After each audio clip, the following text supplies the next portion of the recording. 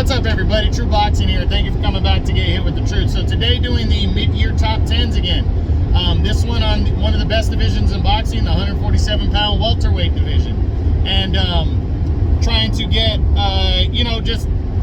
these out there, the halfway point, again, officially nobody drops out. There's no official change to my top 10s until the year-end one, but this is an updated one for the moment to see what they do in the second half of the year and to review what the top 10 guys at the moment have done this past year, and also the guys that have dropped out.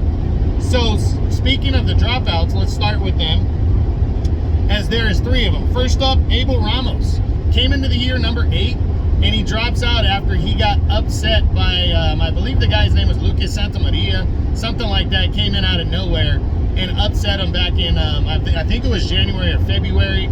That was a big upset. Abel Ramos was a guy who had fought hard against Yordenis Ugas, who had defeated Omar Figueroa. So a tough loss for him.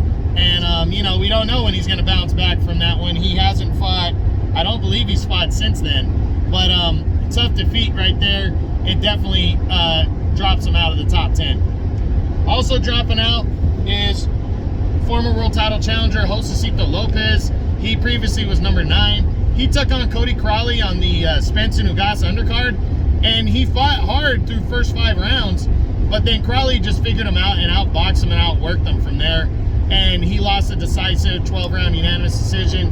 Lopez is up there. He's about 37, 38 now, so probably going to be, a gatekeeper going forward if he continues to fight, but no shame in losing to a guy on the rise. But yeah, he definitely deserves to drop out because of that loss. And then also dropping out is undefeated Conor Benn. Conor Benn's number, he previously was number 10, and it's just because other guys have just done more. Conor Benn is not doing anything wrong. He can't seem to land the big names right now, and that's just affected him for the moment, unless he can get a bigger fight in the second half of the year, and then he'll probably jump right back in because he's right on the border of the top 10 right now. It's just other guys in the top 10 have just done more, so that's pretty much it. Those are the 3 dropouts for the moment right now. Now, number 10, dropping 3 spots for number 7 is the former WBA regular champion, Radzab Butayev.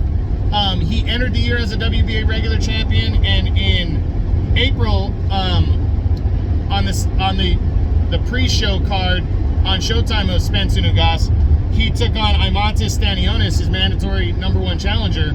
Fought hard. It was a good back and forth fight, but Stanionis was just too much in the end. He lost a split decision and lost his WBA title, but really nothing to hang his head about. I mean, that was his first pro defeat, and he's a PBC guy, so he should be able to land some solid opponents. Like, I wouldn't be surprised if he gets in line and fights like a Jaron Ennis at some point, or something along those lines. You don't know, but he's right there, and he can definitely jump right back into the mix. So we'll see what happens in the second half of the year for him. Number 9 is the undefeated contender, Cody Crowley. Crowley wasn't ranked coming in, and he got a crack against Josecito Lopez on the Spence and Ugas undercard, and he took full advantage of it. First half of the fight was somewhat competitive, but then Crowley just took over in the second half of the fight, completely outboxed and outworked Lopez. That was the biggest win of his career, 10-round unanimous decision. And now the sky's the limit for him too. He really could fight whoever. He could fight Butayev. He could fight Ennis. There's a lot of options because he's a PBC guy. Shit, he could get a crack at Imantas Stanionis if Stanionis is stepping aside for Spence and Ugas to happen. So we just gotta wait and see. He's the WBC's number 9 contender right now. Now, number 8 is undefeated contender Virgil Ortiz. Ortiz has not fought yet this year. He was supposed to fight Michael McKinson, I believe it was in April, and an injury or something happened to where that fight had to be postponed. He drops 2 spots from number 6, and it's really just because of his inactivity and other guys doing more that have moved ahead of him. But Ortiz, August 6th, he's taking on McKinson. I think he's going to dominate McKinson and probably stop him and continue to keep his name on everybody's lip.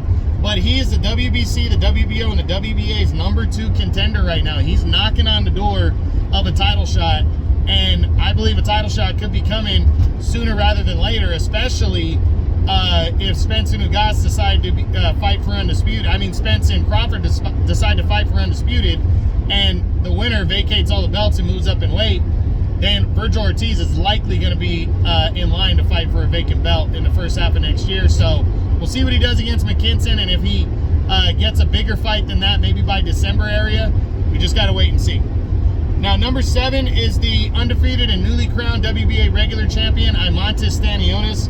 Stanionis wasn't ranked coming into the year, but he had a big crack awaiting for him against Radzab Butayev in a big battle of undefeated fighters on the rise, as the secondary WBA title was on the line, and he took advantage of it. He outworked Butayev, but it was a good fight, back and forth, but he walked away with a clean but close 12-round split decision as he captured his first piece of hardware. And now, you know, he was in line to fight Errol Spence, but he's likely stepping aside for Spence and Crawford to be able to happen. So if that fight does not happen, then I think it's up, and I think he could probably get a crack at the title against Spence, or probably just be upgraded and have to fight somebody else. But we'll see what goes down. But I'm very excited to see what Stanionis does next. If he takes like a stay busy defense against somebody like a Cody Crowley, or somebody else that's in the top 10, another PBC guy. So we'll see what goes down. Number 6 is former 2-division champion Danny Garcia. He drops 2 spots from number 4. He hasn't fought yet this year, but I left him in because he did sign on for his next fight when he debuts at 154 pounds finally and takes on Jose Benavidez Jr. Should be an action-packed fight right there at 154, but because he got his next fight scheduled, I left him ranked in the top 10 here at 147, but a win there and he'll be ranked at 154 there. And you never know, maybe he gets Charlo, lines himself up for a fight with Charlo or somebody else. But Danny Garcia coming back, he's still in my opinion, he's still a star. He's still somebody very interesting that people want to see. And July 30th on Showtime, he'll be fighting Jose Benavidez. I think he's going to win that one, but I do think it's going to be action-packed and it could be very close, so we'll see. Number 5, remaining number 5, is the undefeated Jaron Ennis, the contender. This guy in May took on Custio Clayton and destroyed him, stopping Clayton in only 2 rounds. Clayton was a guy that had taken Sergey Lepinets to a draw, and Jaron Ennis just beat down another solid fighter, you know, or a guy who at least had fought solid against another former champ, and he just decimated him. He's the IBF and WBO's number 2 contender.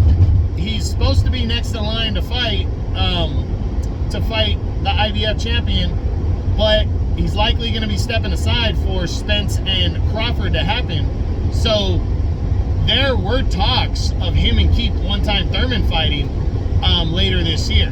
Haven't heard anything recent. You know, that was talks a while back, about a month ago or so. But I'm very interested if those 2 guys lock horns.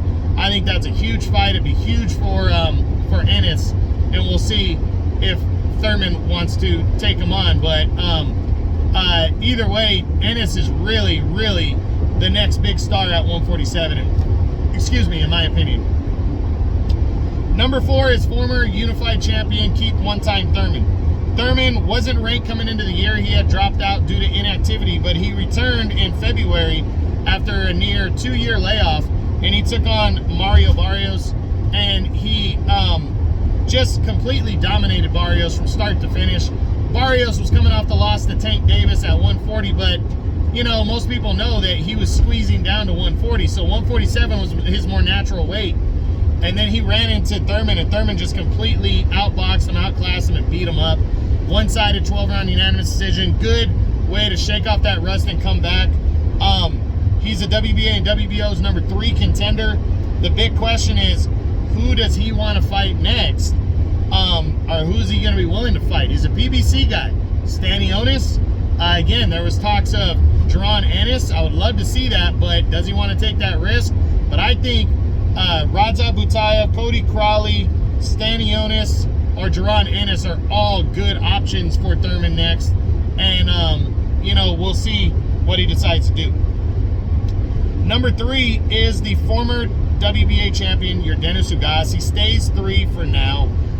He went in April and took on Errol Spence Jr. in a unification bout. He had a couple moments there, but really he got completely outworked and dominated by Spence. He couldn't keep up with the pace, and Spence just beat him up to where he was swelling and bleeding, and finally the ref stopped the fight in the 10th round. Tough loss for Ugas, but nothing to hang his head about. Spence is truly a special fighter. He's very good. But Ugas, because of his resume and what he's done, for the time being, I'm keeping him at number 3 until one of the other guys really steps up and does something impressive in the second half of the year. But Ugas, I'm not expecting him to come back in the second half of the year, but you never know. Maybe he will. We'll see what happens. But, all right, now number 2, dropping one spot for number 1 is the undefeated WBO champion, Terrence Crawford. He drops basically because Spence dominated Ugas and unified belts. Those guys are very close to each other in terms of ranking, and they're knocking on each other's door of finally fighting each other. As it stands right now, these guys we're in deep negotiations for a fight to happen, I believe at the end of October, between the two for the undisputed welterweight championship of the world. I am hoping and praying that this fight comes down. It's probably, in my opinion, in terms of the United States, probably the biggest fight that you can make in the U.S. right now. And I really cannot wait to see who the better man is here. I really hope it happens. And if it does, I'm picking Crawford to become the undisputed welterweight champion of the world with that win. So we'll see what goes down. Hopefully that fight gets finalized soon, and we got a big grudge undisputed title fight to take place in the second half of the year. And now number 1, moving up one spot from number 2, is the unified WBA, WBC, and IBF welterweight champion of the world, Errol Spence Jr.